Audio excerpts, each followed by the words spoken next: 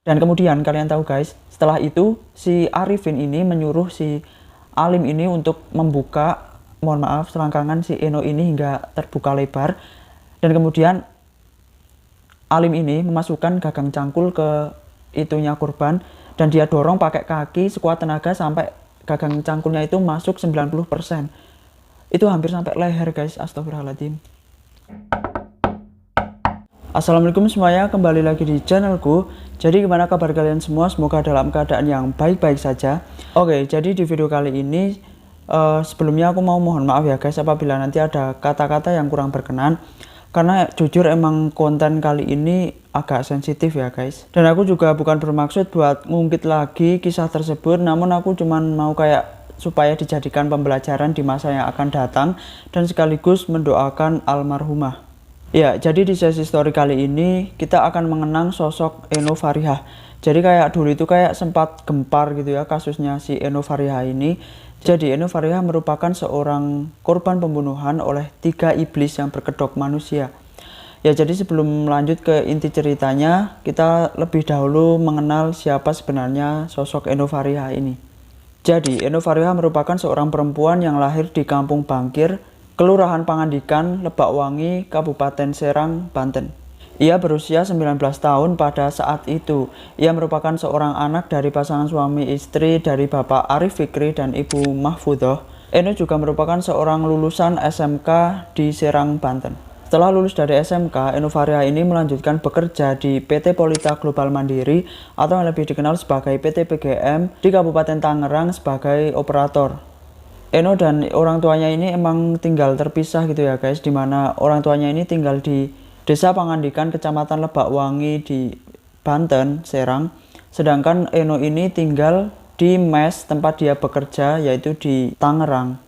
Nah, dalam kasus ini kan si Eno Farihah ini adalah sebagai korban, dimana apabila ada korban pasti ada pelaku. Pelakunya ini terdiri dari 3 orang, yaitu yang pertama adalah Rahmat Alim atau kita sebut saja Alim. Dia merupakan seorang laki-laki yang masih berusia 15 tahun dan dia diketahui masih aktif sebagai pelajar kelas 2 SMP di Tangerang.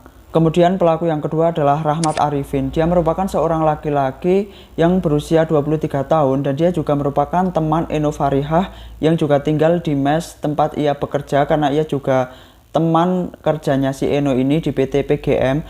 Namun berbeda posisi di mana Eno Farihah ini merupakan seorang operator sedangkan si Rahmat Arifin ini helper. Kemudian pelaku yang ketiga adalah Imam Harpriyadi. Diketahui bahwa Imam Harpriyadi ini memang memiliki dendam tersendiri gitu ya guys kepada si Eno Farihah ini karena katanya dulu cintanya sempat ditolak gitu. Oke, jadi itu adalah profil dari korban dan juga pelaku dan sekarang kita masuk ke kronologinya. Jadi bagaimana sih ceritanya kok sampai bisa terjadi pembunuhan seperti itu? Dan buat kalian yang belum tahu sebenarnya siapa si Eno Farihah ini dan kasus apa yang menimpanya, kalian tonton terus video ini hingga akhir dan inilah kisah Eno Farihah dimulai.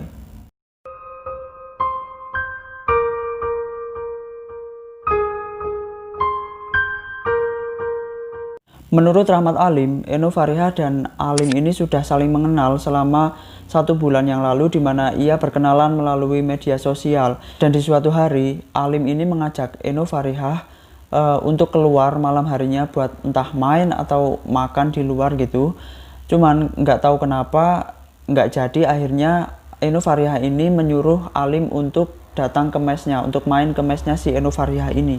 Nah, ketika malam hari telah tiba, tepatnya pukul kurang lebih setengah 12 malam, di hari Kamis tanggal 12 Mei 2016, Alim ini mendatangi mes korban atau Eno Farihah dan diketahui bahwa mes si Eno Farihah ini terdiri dari 2 bagian ya guys, dimana ada mes perempuan dan mes laki-laki dan mesnya itu kayak menghadap gitu.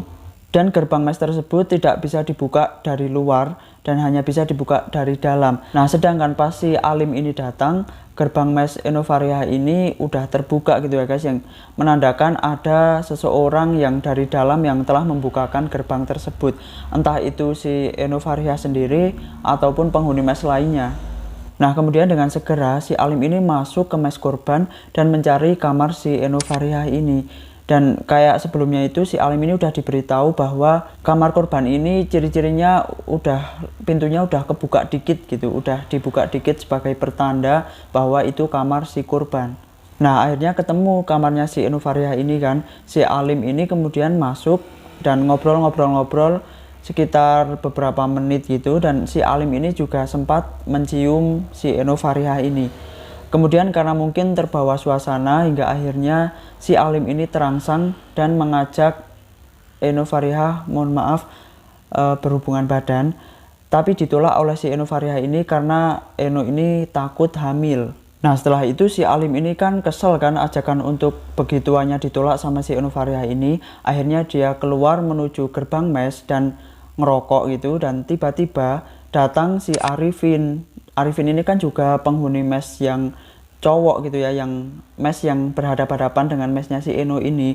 Ya kan seperti yang aku bilang tadi bahwa si Arifin ini juga kerja di PT PGM sama Enofariah ini. Nah katanya si Arifin ini setelah melihat si Alim, dia langsung nanya, lo ngapain di sini, lo siapa gitu kan.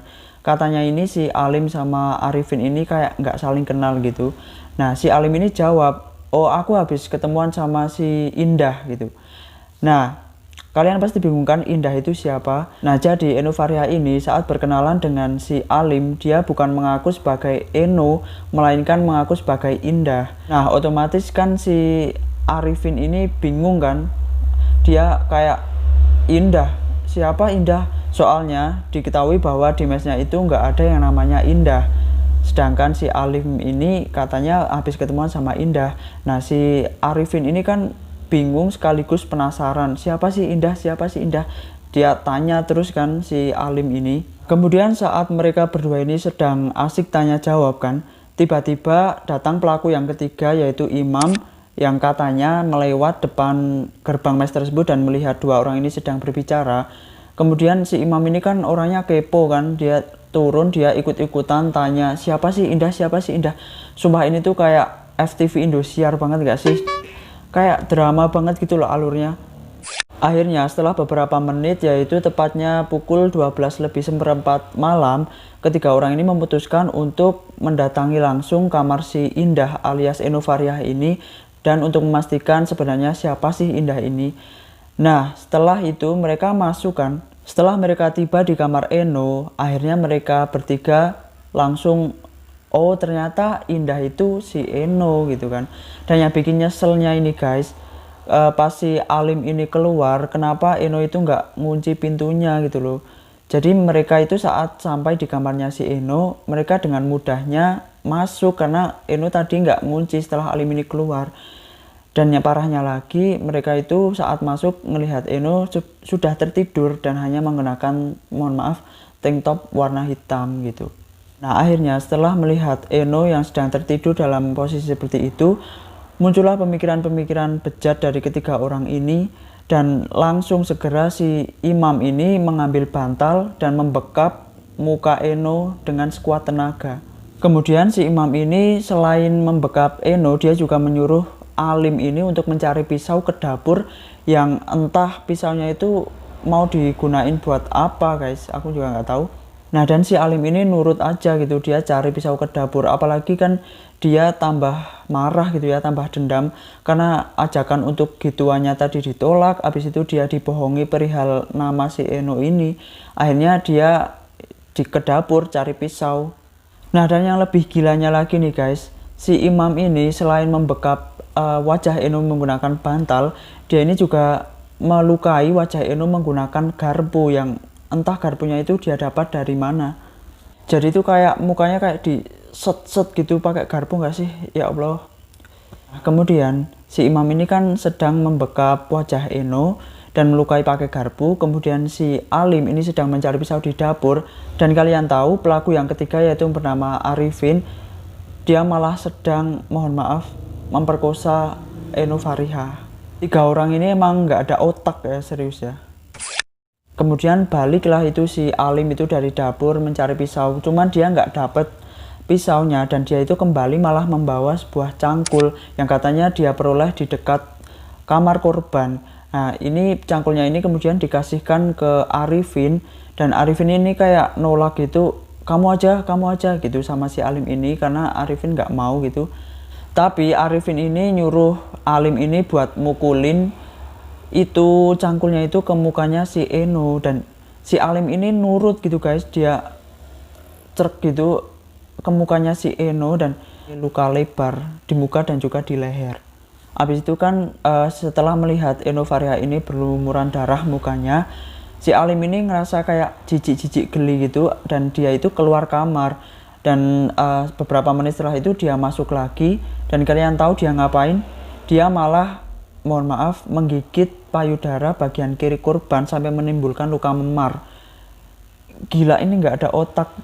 Dan kemudian kalian tahu guys, setelah itu si Arifin ini menyuruh si Alim ini untuk membuka, mohon maaf, selangkangan si Eno ini hingga terbuka lebar. Dan kemudian Alim ini memasukkan gagang cangkul ke itunya korban, dan dia dorong pakai kaki sekuat tenaga sampai gagang cangkulnya itu masuk 90%. Itu hampir sampai leher guys, astagfirullahaladzim. Akibat dari perlakuan 3 orang bejat tersebut, akhirnya Eno Fariha mengembuskan nafas terakhirnya dan dia meninggal. Nah setelah kejadian itu, Alim ini kemudian mengambil HP si korban, entah untuk apa nggak tahu. Kemudian dia menuju ke kamar mandi untuk mencuci tangannya yang berlumuran darah. Kemudian disusul oleh si Arifin, dia juga melakukan hal yang sama. Dan kemudian Imam juga keluar, cuman sebelum keluar dia mengambil kunci pintu, dan kemudian dia mengunci dan dia menutup semua engsel-engselnya agar tidak ketahuan oleh penghuni mes yang lainnya. Kemudian dia lempar kuncinya itu lewat ventilasi di kamarnya si Eno ini guys. Dan kalian tahu nggak guys, setelah itu mereka ngapain? Mereka pulang kayak seolah-olah nggak ada kejadian gitu. Dan akhirnya kelakuan bejat mereka terbongkar di hari itu juga, yaitu tepatnya pada pukul 00.40 waktu Indonesia bagian Barat. Dan yang mengetahui itu adalah teman Eno yang juga tinggal di mes tersebut. Dan mereka langsung melapor pada polisi. Akhirnya pada tanggal 15 Mei 2016, polisi menggelar prarekonstruksi terhadap pelaku kurang lebih selama 30 menit di mes tempat kejadian, dan hanya mengambil inti adegan saja. Kemudian tanggal 16 Mei 2016, ketiga pelaku ditetapkan sebagai tersangka, dan pada tanggal 17 Mei 2016, polisi menggelar rekonstruksi di mes korban selama 1 jam dengan 31 adegan. Nah, sudah hukum alam apabila ada aksi, pasti ada reaksi. Nah, karena mereka telah beraksi terhadap korban Eno Fariha, maka mereka juga mendapatkan reaksi. Dan reaksinya ini yaitu hukuman. Dan hukumannya itu si Alim yang masih berusia 15 tahun ini mendapatkan hukuman penjara 10 tahun. Sebenarnya ini kurang adil ya guys ya. Digolongkan sebagai anak yang masih berusia di bawah umur, tapi kelakuannya udah kayak gitu. Nah kemudian tersangka yang kedua yaitu Arifin dan Alim dihukum mati. Oke, sekarang kita lanjut ke kejanggalan di kasus tersebut. Sebenarnya dari awal aku cerita sampai akhir itu kalian dengar kayak ada beberapa kejanggalan gitu nggak sih? Kalau menurut aku pribadi ada ya guys. Yang pertama adalah kenapa si imam ini bisa punya garpu. Kayak seolah-olah itu udah direncanakan gitu ya kan. Oh oke lah, misal si imam ini juga bawa bekal makanan, pasti ada garpu. Lah ini kan imam ini nggak bawa makanan, tiba-tiba dia punya garpu dan digunakan buat melukain si Eno ini. Aneh kan? Kemudian kejanggalan yang kedua adalah kok bisa-bisanya ada cangkul di dekat kamar mes korban. Kayak nggak masuk akal banget nggak sih? Buat apa gitu loh, ya kan? Cangkul di dekat kamar mes korban. Apalagi ini kan dia ini cewek, jadi buat apa dia itu bawa-bawa cangkul gitu. Sumpah ini nggak masuk akal guys.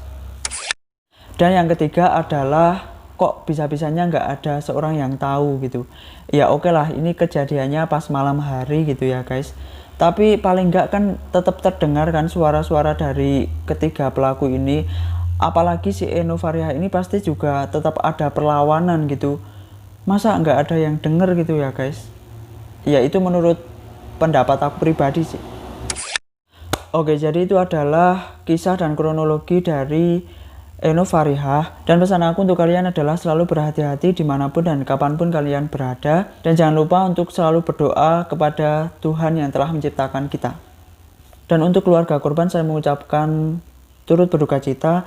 Dan semoga korban diberikan tempat terindah di sana. Dan keluarga korban juga diberikan ketabahan dan keikhlasan. Oke, jadi segitu dulu video aku kali ini, dan terima kasih buat kalian semua yang sudah menonton video ini hingga akhir. Dan jangan lupa buat klik like, comment, share, dan subscribe ke channel aku biar aku makin semangat bikin videonya. And see you on the next video.